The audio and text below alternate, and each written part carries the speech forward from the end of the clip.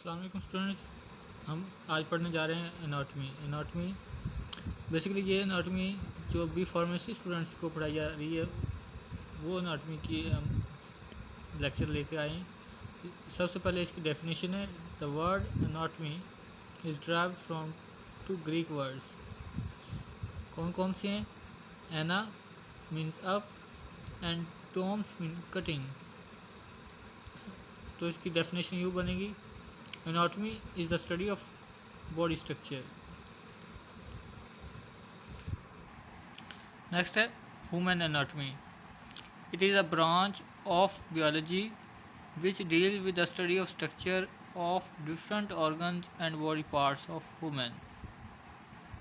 یعنی کہ انسانی جسم کے مختلف آرگنز کا اور اس کے باڈی پارٹس کا مطالعہ کرنا جو ہے اسٹڈی کرنا ہیومن اناٹمی کہلاتا ہے. نیکسٹ برانچیز ہیں اس کی اناٹمی کی. تو اس میں گراس اناٹمی آتی ہے فرسٹ آف آل. تو it is a branch of anatomy which deals with the study of human body parts by naked eye means that without any microscope اور lenses. اس کا مطلب ہوا کہ یہ برانچ اناٹمی کی ایسی برانچ ہے جس میں انسانی جسم کے باڈی پارٹس کا آنکھ کے ذریعے مطالعہ کیا جاتا ہے، یعنی کہ کسی بھی مائکروسکوپ کی مدد نہیں لی جاتی ہے اور کسی لینس کا مدد نہیں لی جاتی. تو ایسی اناٹمی کو گراس اناٹمی کہتے ہیں. نیکسٹ ہے histology. It is a branch of anatomy that deals with the study of cells and tissues of plants and animals with the help of microscope.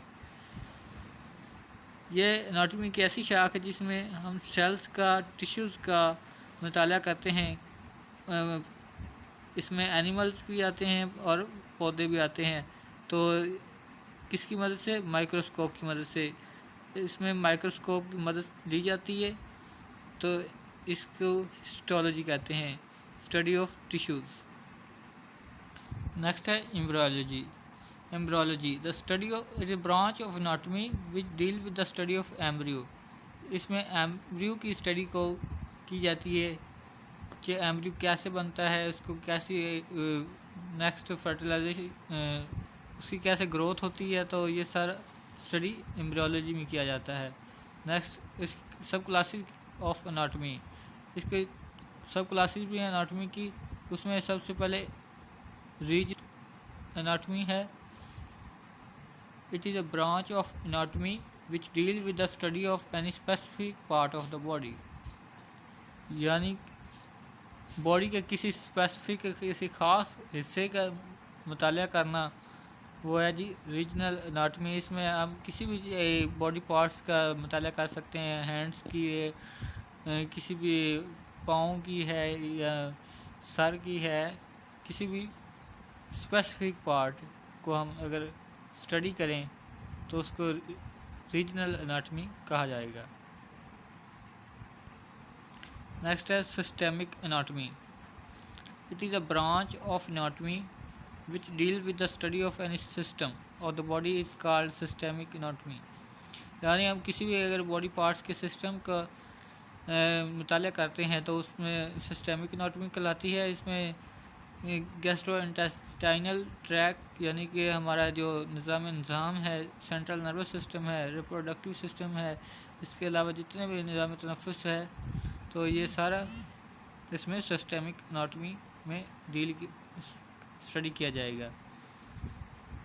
Next ہے سائٹولوجی.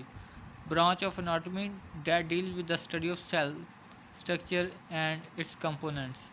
جو سیل کا structure ہے اور اس کے components ہیں ان کا مطالعہ کرنا سائٹولوجی میں ہے.